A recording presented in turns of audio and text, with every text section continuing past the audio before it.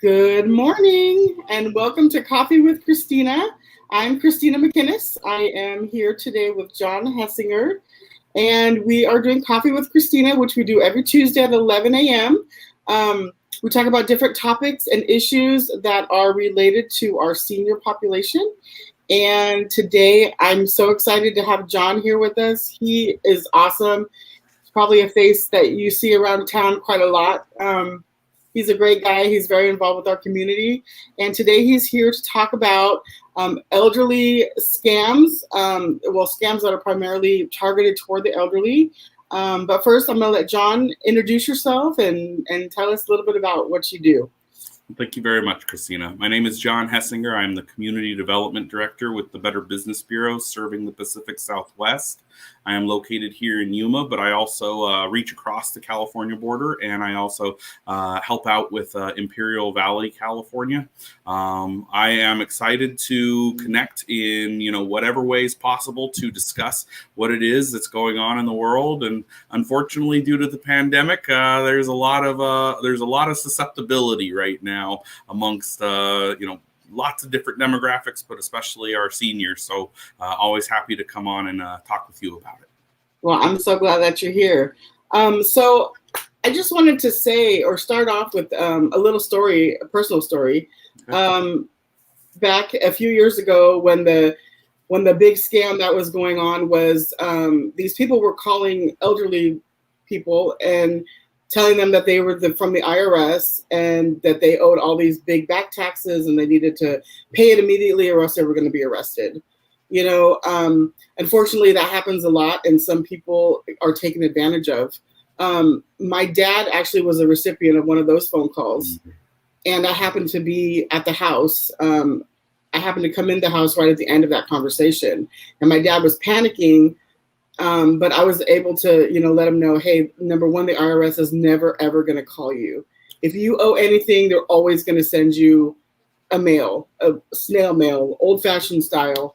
And I said, and he was still so shaken up, but he was ready to go and pay that fine. And I told him, just call your accountant, make sure all your ducks are good, which they were. Everything was fine and it worked out okay. But it doesn't always work out like that, People, they get scared. They work their whole lives for everything and they just want to do everything correct and they want to protect what they have. And everybody deserves that opportunity to do that. So I just wanted to ask you, do you think like the elderly population is a more targeted population as far as vulnerable people that fall for these scams that are out there? I think that's a really strong question. I think things are shifting to maybe be a little bit more balanced because of the pandemic. Everyone is at home a lot more often. Aspects such as boredom, aspects such as, not having, let's just call it for what it is, relationships and loneliness as big a part of your lifestyle. I think some younger demographics are starting to creep up on the susceptibility factor, but as far as the BBB is concerned, yes, the senior population, and in this specific instance, I'm going to refer to everyone between 55 and 64 as pre-senior and 65 plus as senior populations. Right. Those are our two largest susceptibility demographics.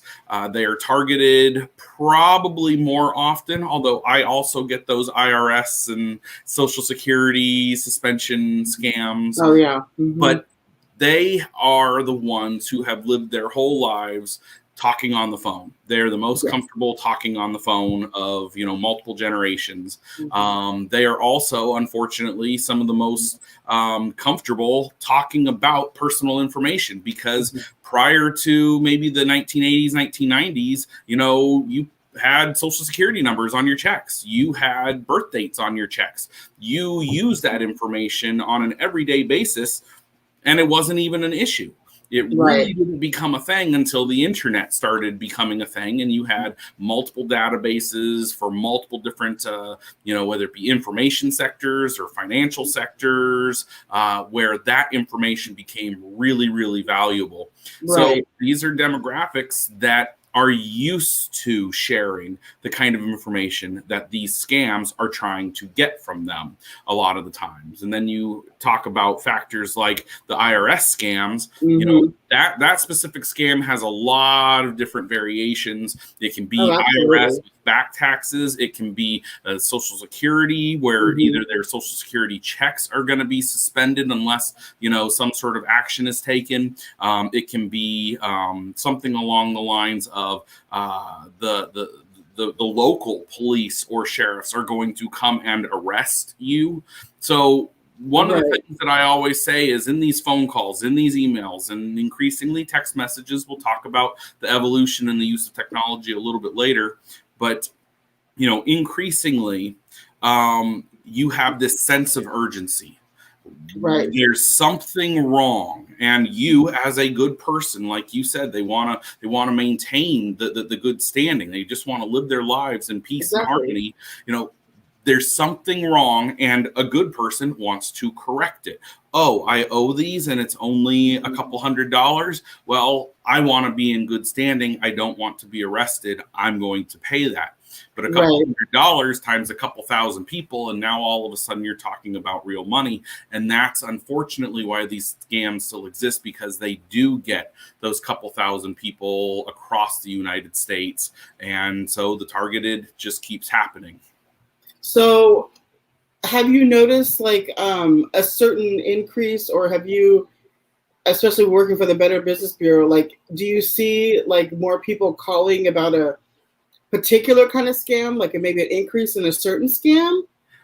The scam that I hear the most about is definitely the car warranty scam. It's definitely kind of a running joke, but realistically, that is a scam that might be something that a senior citizen might think is pretty dire and important. Right. You know, they probably don't have the money for a brand new car, if they even have a car. But, you know, at the same point, if they do have a car, they want their car to be running when they need it. They want to take care of, you know, there's a generation where taking care of what you had was important to them.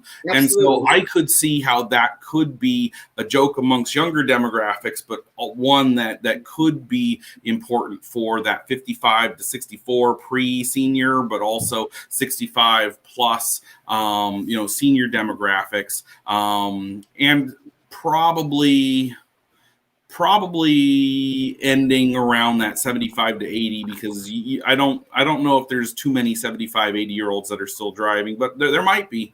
Right. You know, I know Arizona still gives those licensings out. So. Absolutely. Well, it's really unfortunate that, you know, we have to come on here and talk about this topic, because I think it, you know, like we were talking earlier, it's such a widespread. And I mean, it could start here, you know, in a smaller town like Yuma, or it could start, you know, in a bigger town and like trickle down. But we're still part of that small percentage of people that are getting scammed.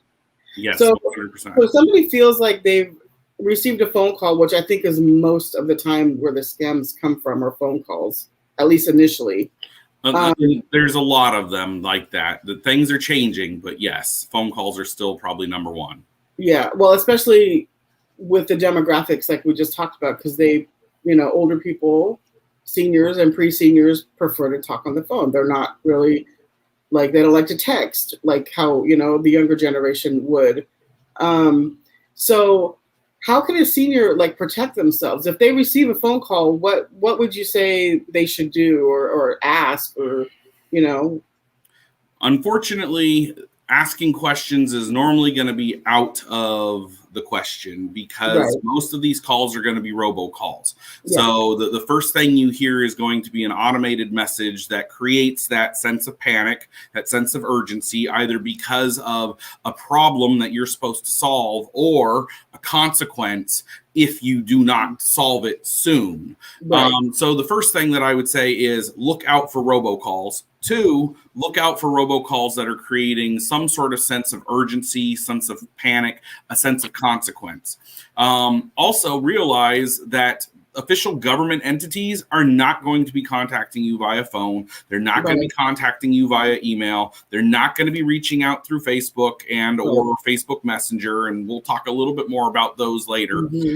They are going to send it, as you said, through United States Postal Service, through snail mail. They are going to be sending officially stamped, government issued documents.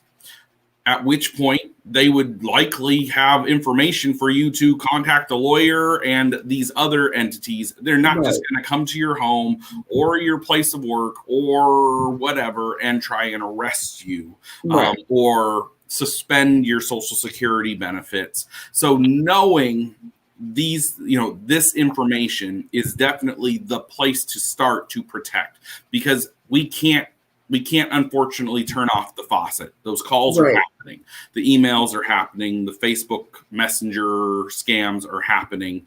There's really nothing that can be done other than educating yourself and armoring yourself against them so you can spot, this is fake, this is not real, this is something I should hang up on, or this is something I should talk to my son or daughter. I'm getting potential spam right now. That's another good way. Internet carriers or cell phone carriers can identify when something is likely potentially spam, probably because it's being rerouted from an overseas number using a VPN to try and disguise that it is local. So, ultimately that kind of got me off topic, but it was good that it happened. Ultimately you want to talk to your son, your daughter, even your friends before you act out on anything. Hey, I got this strange phone call. I got this strange email. Hey, have you ever received Facebook Messenger messages from, people saying that they used to belong to your high school, these kinds of things. Talk to people, inquire. If you are in a assisted living facility, talk to your nurses, talk to the people that are, helping you with your daily care. They don't want you to get in trouble with these kinds of things either. And then you can always come to the Better Business Bureau. You can contact us here locally. It's 928-919-7016. That is my office cell phone, or that is my office number, 919-7016. If I don't pick up, leave a message and I will call you back and we'll schedule an appointment. You can also visit bbb.org/scam tracker. Scam Tracker, SCAMTRACKER, and you can report any suspicious activity, but you can also kind of research where these scams are operating with the largest numbers, or maybe where they're originated, or where the hotbeds are at the moment. So overall, that's kind of where they can come to get some answers, but also hopefully some educational opportunities to prevent them from falling victim. Oh, absolutely. And it's a scary thought. People are just getting more clever with their scams, and you almost can't keep up on them all. That's 100%. But absolutely, we just do the best we can to protect ourselves and our loved ones. So I was going to ask you another question, and it slipped my mind. But going back to what happened with my dad, when these people called, they were very insistent on he needed to go, and send money Western Union right away, and they got all this information from him just from a phone call, information that he didn't need to give them anything. He gave them information about, how much he filed for his taxes the previous year. And he gave them a lot of information. And I think when somebody is calling you, a good rule of thumb is if they're calling you, asking you for information, that's the wrong person to give it to. If you initiate that phone call and they want to verify your identity, then that is something completely different because you've initiated that phone call. I think that's a very good rule. Yeah. So I just want to point that out too, because I think a lot of people feel like, well, they got this phone call, they want to verify their identity, but then they end up giving information to these people that, are not up to any good. Yeah. I mean, unless if you're calling your own credit cards or your own bank, they're going to ask you to verify certain pieces of information so that before they access and give out any more information. So that's absolutely true that verification is something that exists in, telephone calls or even sort of like instant messenger chats. They're going to try and verify. However, you should avoid any of those that you have not specifically instigated. Right, exactly. If you get a phone call that sounds like it could be legit, get their information, hang up, and then call them back, or confirm that number through a quick little Google search for that company, or call that company that they claim to be representing, call their helpline and say, hey, I just received a phone call. This happened to me recently with the Arizona State Retirement System. I all of a sudden got some sort of alert, and it was legitimate, but it freaked me the heck out because I don't look at the Arizona State Retirement System website every day. And all of a sudden it said there was a change, and I was like, what was that change? I need to know because it scared me. Now, they were simply updating a status, which is fine, but when that text came through, I immediately called the entity to ask them if this text message was real. If it was, what was the change? These kinds of things. So confirm through the power of the internet, which connects you to those types of, telephone numbers and customer helplines and that kind of stuff. Don't ever in that immediate window where you've received that call, don't ever give them any more information. Don't confirm your identity. Don't confirm any information. Just say, I'm sorry, I want to confirm who you say you are. What is a good contact number? What is the business that you're representing? And get as much information as you can. Typically, they're going to hang up. They realize that you're too smart for them. And they're going to move on to the next one. That's exactly right. And, and hopefully we can support each other as a community, and just know that there are people to talk to, like with you. John, I don't know if it would be fine if I went ahead and put your phone number on the comment box here. Absolutely. Can you please repeat that? My phone number is 928-919-7016. That will come directly to this phone here. Which is a cellular phone, but it is a Wi-Fi cellular phone. So if I'm not in Wi-Fi range, then the calls will go automatically to voicemail.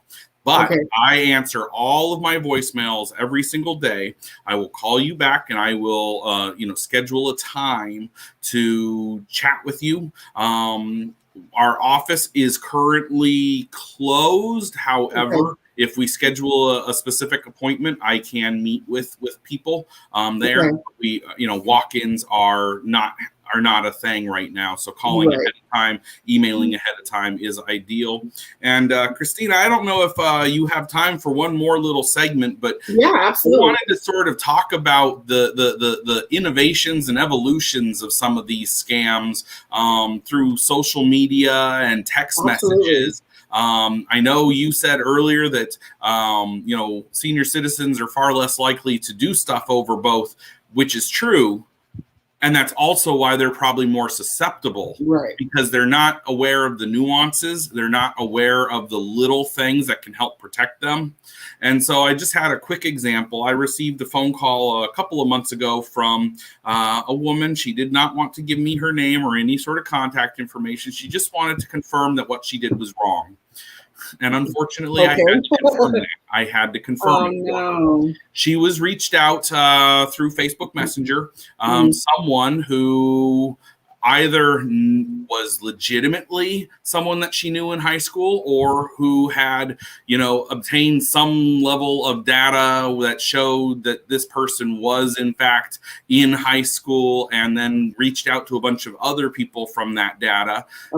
Ultimately, this woman who called me said, I accepted the friend request, and we started talking about the old high school days. Oh no. And eventually that conversation kind of turned into a, hey, did I ever tell you about this program where you can apply and you get paid in gift cards, and before you know it, unfortunately, the woman on the phone told me that she had spent about $3,000 of her own money, and that she was worried because she had given a lot of information on sort of family updates, because that she was talking about her family. So I started talking about my family.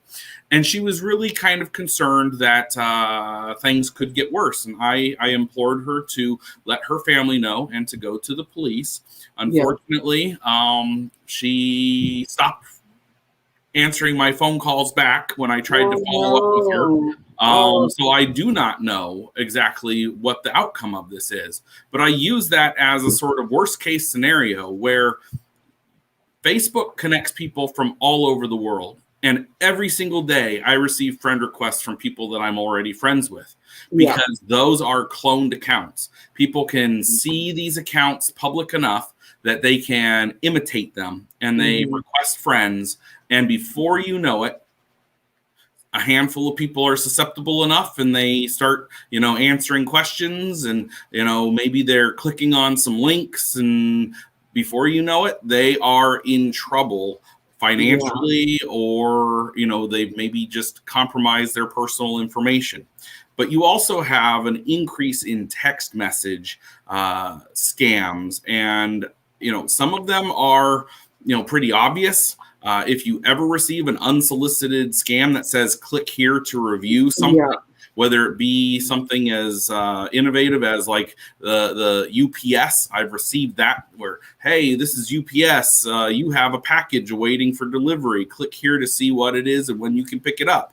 Okay, well, that makes sense, but who knows if that's going to download some sort of malicious spyware onto your phone or computer? Who knows if it's just a phishing scam or a login scam for information?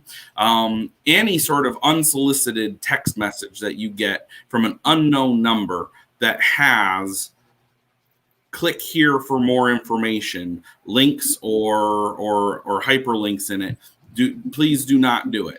It's almost always going to be a scam if they give their name, and most of the time they don't give it immediately, but sometimes they do. If they do, call UPS and find out. Call Amazon and find out if you have a returned order. Everybody right now, because of the pandemic, is ordering stuff from all around the world online. So things like the UPS scams, the Amazon scams, the United States Postal Service scams, all of those make a lot of sense within our new sort of reality. Sometimes you order something and it takes a lot longer to get there, and you just completely forgot about it. So you're like, well, of course I'm going to click on this link because I do remember ordering some stuff. Oh, yeah, okay.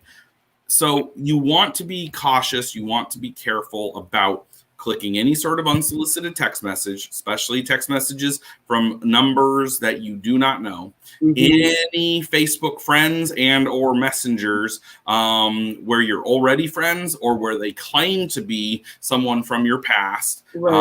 Any sort of request for personal information or for, buying into these sorts of programs. And then, of course, this goes on for emails and phone calls as well. But I wanted to really kind of touch on those because we're all looking for people to connect to. We're all kind of sort of lonely right now in our own little way because of the pandemic.